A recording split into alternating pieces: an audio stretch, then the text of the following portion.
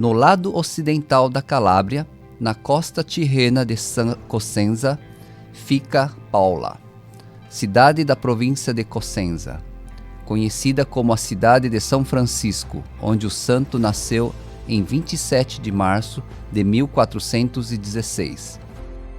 O santuário, um lugar muito querido pelos devotos, situado numa zona alta e acidentada, a 178 metros de altitude. Situa-se num vale rico em vegetação, por onde corre a Ribeira Isca, que com o rugido das suas águas ao fundo torna a paisagem ainda mais agradável.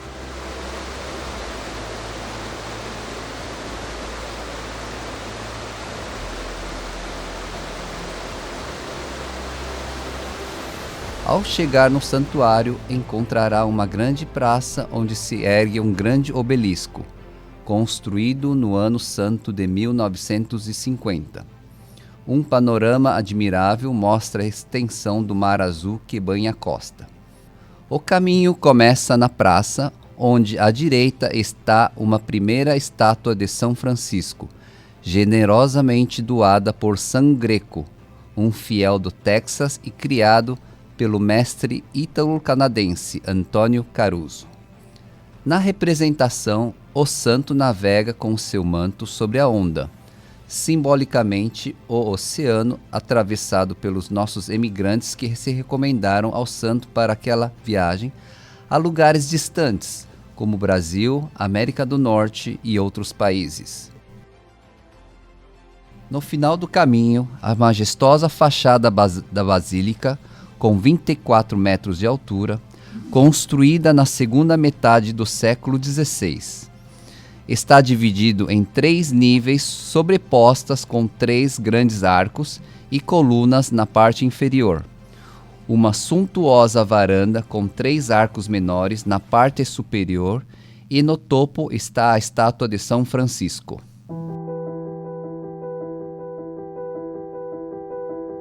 Nas laterais da basílica, 2 edifícios que se estendem como 2 alas.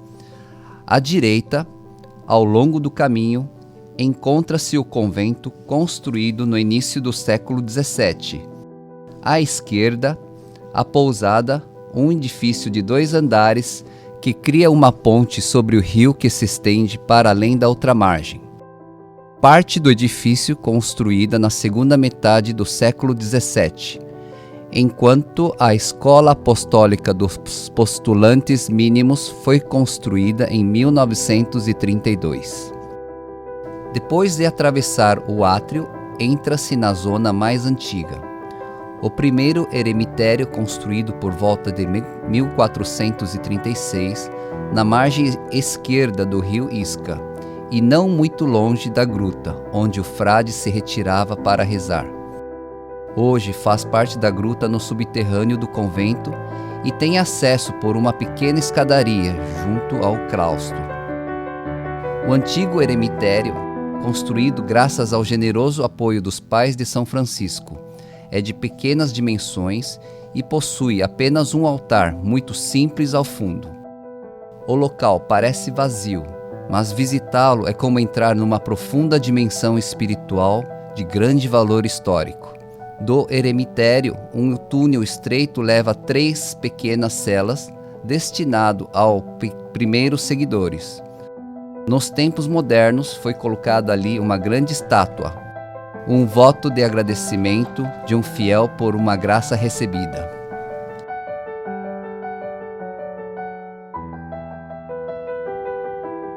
Subindo a escadaria, entra-se no claustro, onde na parede à direita existe uma pintura que representa a figura do meio-corpo do santo, com os traços tradicionalmente considerados como seu verdadeiro retrato. No centro, fechado por janelas de arcos góticos, encontra-se um denso jardim que abriga o roseiral de São Francisco.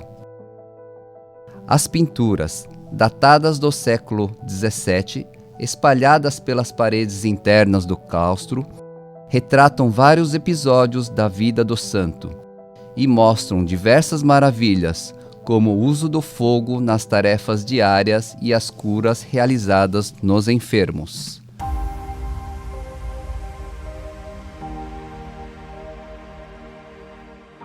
Saindo do claustro, entra-se no átrio da antiga basílica, construída por volta do século XV devido ao aumento do número de fiéis que tornou insuficiente o primeiro oratório. Depois de uma pequena igreja, foi construída uma maior, seguindo o conselho dado ao santo, numa aparição por São Francisco de Assis. Durante as obras, que decorreram entre 1469 e 1474, nas quais São Francisco participou ativamente, ocorreram numerosos milagres, como o da fornalha, a nascente de água incessante, o grande desmoronamento dos rochedos que pararam ao cair e outros. Todas as maravilhas ocorridas foram testemunhadas nos processos de beatificação e canonização do santo. No átrio, perto da entrada da basílica, há uma grande pedra que se tornou leve quando um doente, convidado por São Francisco, a carregou do mar até a igreja e foi curado da doença. Esta pedra, pela qual todos os fiéis se aproximam, passando em sinal de devoção, é um dos muitos testemunhos dos milagres realizados pelo santo.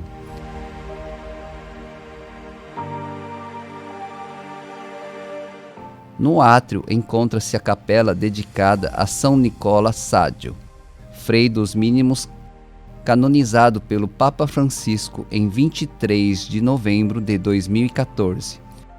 O canto das velas acesas pelos fiéis diante de uma grande imagem do santo e, no nicho, a estátua de São Francisco com o cordeiro Martinello, que está ligada ao milagre da fornalha.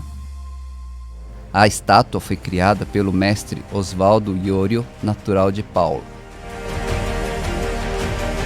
À direita, um parapeito dá para o rio Isca, que corre abaixo.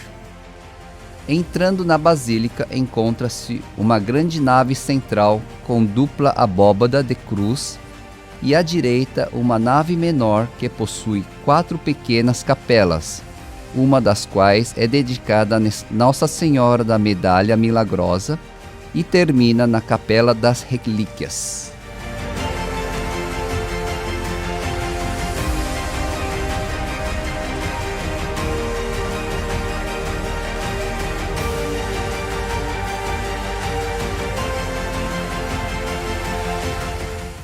Na solene capela, de estilo barroco, que abriga as relíquias do santo, no altar central 2 grandes figuras pintadas lado a lado representam São Francisco de Paula e São Francisco de Assis.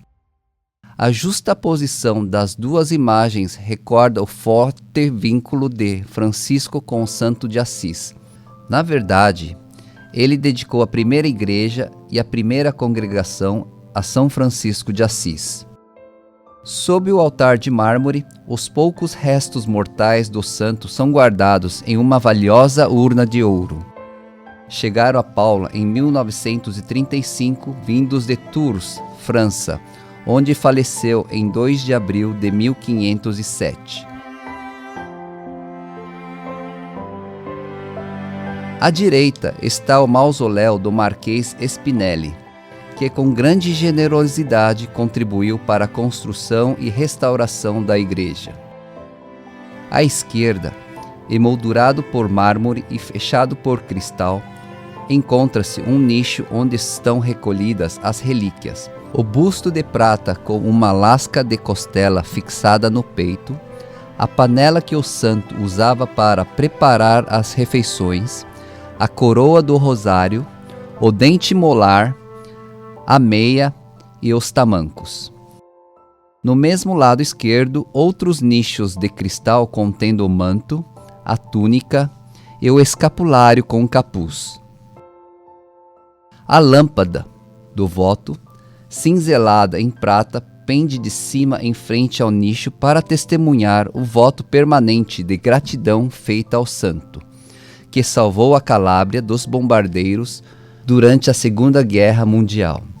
O voto foi finalizado em 13 de outubro de 1947, quando foi inaugurada a lâmpada, alimentada perpetuamente pelo óleo que todos os anos é oferecido, por sua vez por 3 municípios calabreses.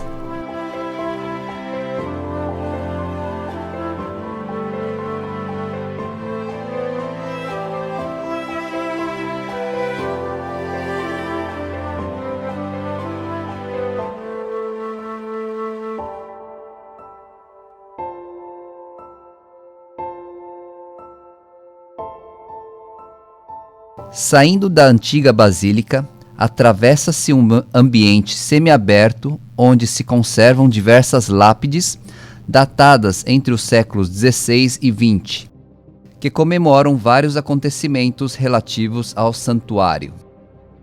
Depois de um arco, você entra na chamada Área dos Milagres, que se estende ao longo da parte lateral da basílica. 2 milagres estão ligados à fornalha, que aparece no início do caminho. Neste local, que pode ser visitado no seu interior após o último restauro, onde foram queimados os tijolos utilizados na construção do santuário.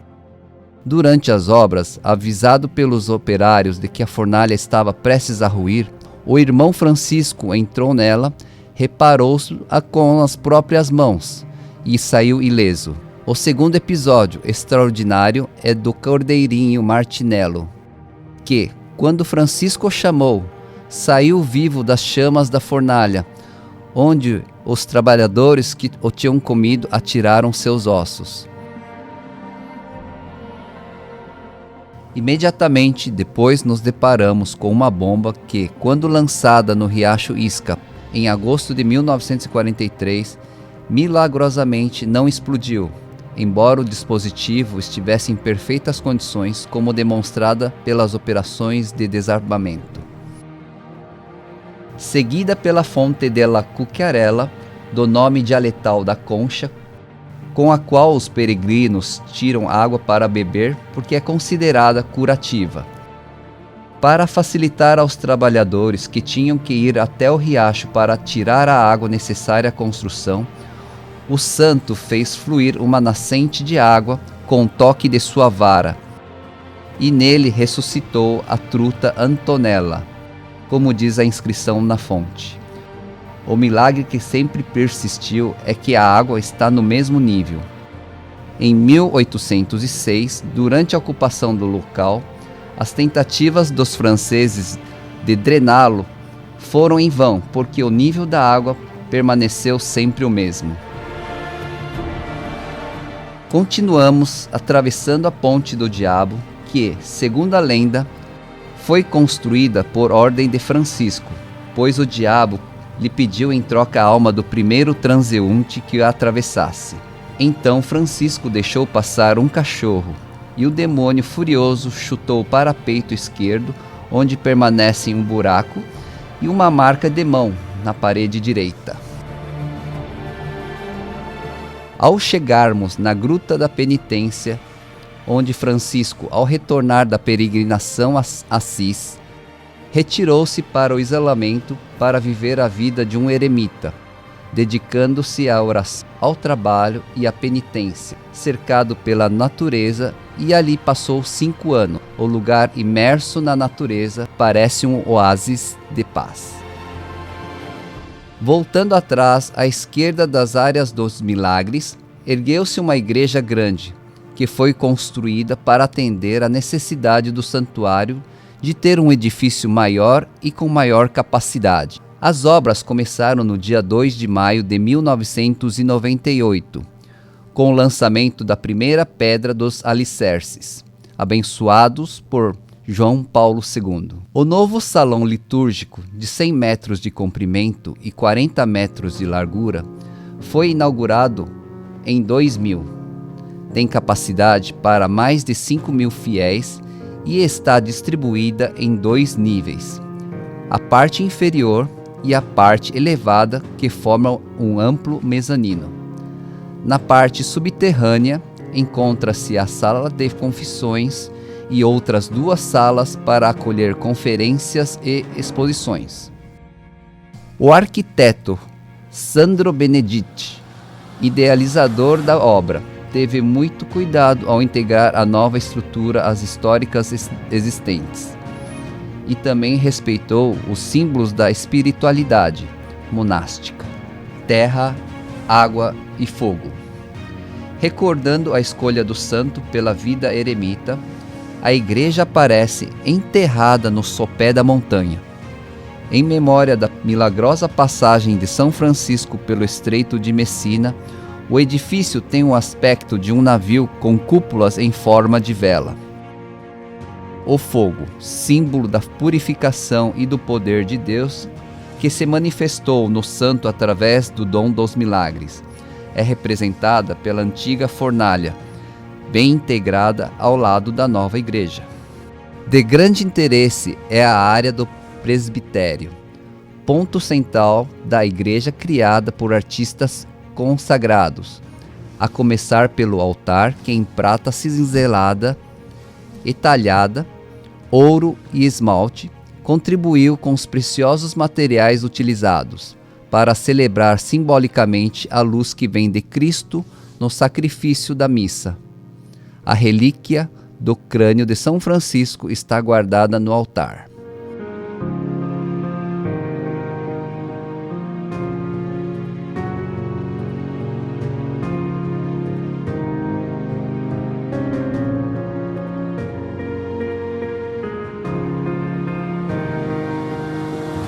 Atrás do altar encontra-se o astro tabernáculo, com uma coluna que termina com cenas da última ceia. A área do presbitério é dominada por um grande mosaico composto por mais de 1 milhão de azulejos de 1 centímetro quadrado cada, com cerca de 750 tonalidades de cor e encerrados numa moldura que reporta os dados relativos à execução do projeto e os nomes dos corretores provinciais e gerais da época. A obra, dividida em 3 partes, celebra o mistério pascal. Na primeira, partindo da direita, Cristo é descido da cruz, enquanto a Virgem recolhe o precioso sangue de seu Filho, que representa simbolicamente a Igreja, e a figura de São Francisco de Paula, o símbolo da vida de caridade de Cristo. Seguida, na parte central, da representação das mulheres que se dirigem ao túmulo, e a última da esquerda mostra a figura de Cristo que com seu sacrifício abriu o caminho para a redenção.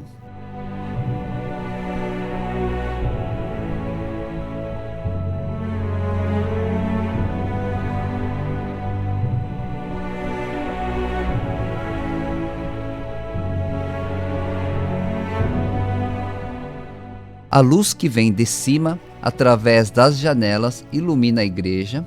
Foi o propósito perseguido pelo designer que quis criar um farol de luz que espalha cores esplêndidas e coloridas nas paredes e no chão. A lanterna central, de formato triangular, possui 3 vitrais que retratam os 3 temas da Santíssima Trindade.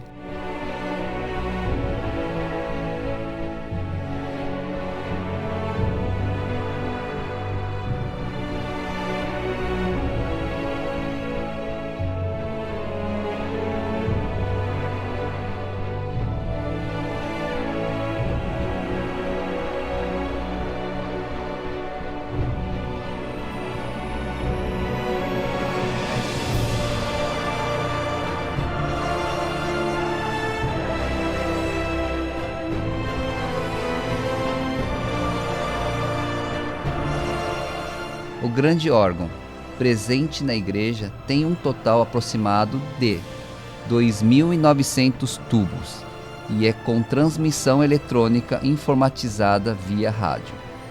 No exterior, o portal com 2 portas talhadas à mão, denominadas Porta da Água e Porta Corta-Fogo, onde são apresentados episódios da vida de São Francisco.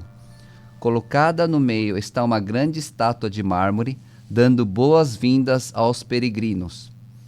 A obra, assim como o portal, foram criados pelo conhecido artista e escultor Paolo Borg.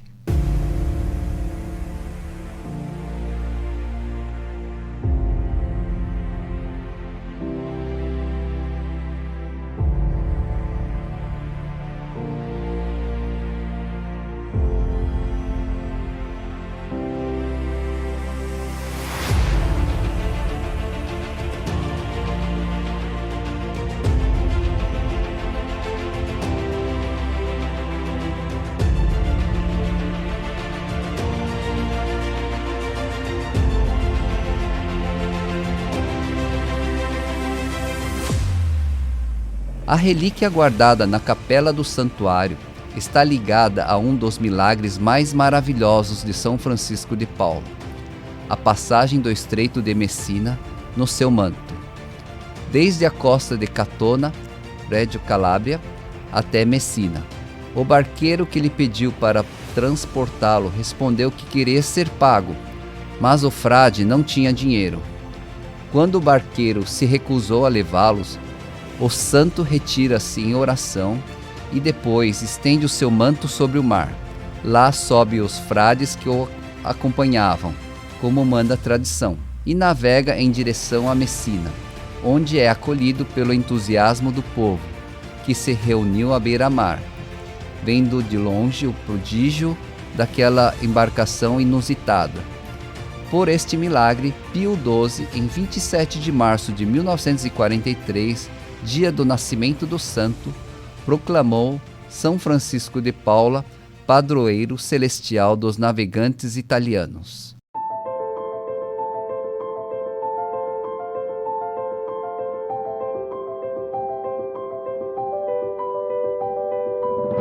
Outro episódio milagroso diz respeito às pedras milagrosas, que se encontram sobre a praça do santuário. Descendo o caminho por uma escada, chega-se a duas grandes pedras que o santo fez parar de cair sobre os trabalhadores que estavam naquele local, evitando assim uma tragédia. Voltando-se para as pedras, o santo gritou: "Pare, pelo amor de Deus!" E ainda hoje essas pedras, desafiando todas as leis da gravidade, permanecem suspensas em equilíbrio.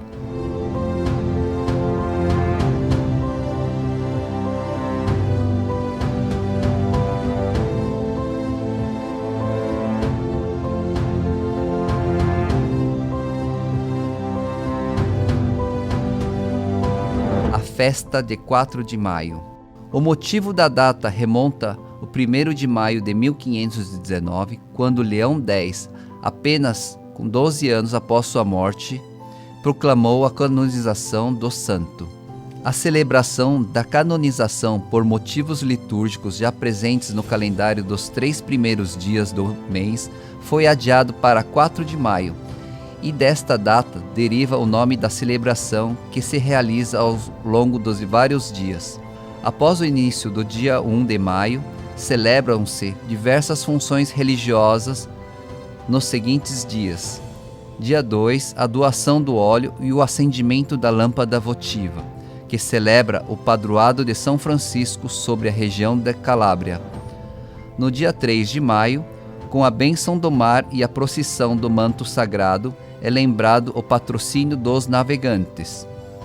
No 4 de maio, no final das celebrações, o busto de prata do padroeiro da cidade é levado no ombro em procissão, ao som da banda musical pelas ruas de Paula, decoradas com espetaculares iluminações e múltiplos festões e lotadas de fiéis.